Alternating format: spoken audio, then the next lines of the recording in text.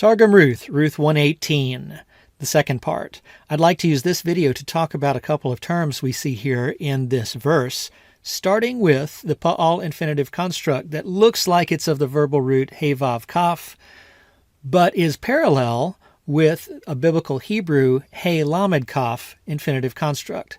So what's going on? Well, first we can say a couple of verses before, this was the form of the Pa'al infinitive construct of He Lamed Kaf. So this Targumist did not feel constricted to using one or the other, but in fact used both of these forms.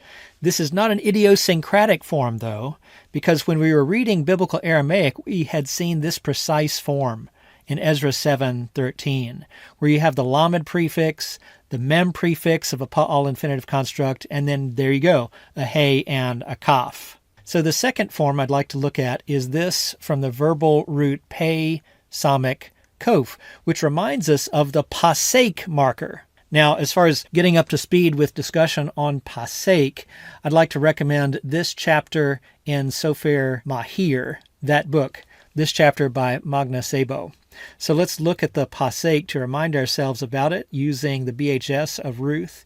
Here's the first pasek, that vertical stroke. Now, pe, samic, kof is not a Hebrew verbal root. It's an Aramaic verbal root. If what the Masoretes had in mind is you come to a pasek and you stop briefly, that would fit with what it looks like its function is in the various categories of use of pasek that have been studied and that we can see in the Sebo article.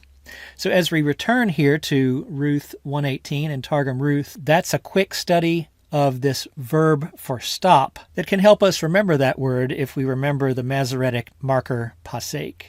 So let's go back to reading in Targum Ruth.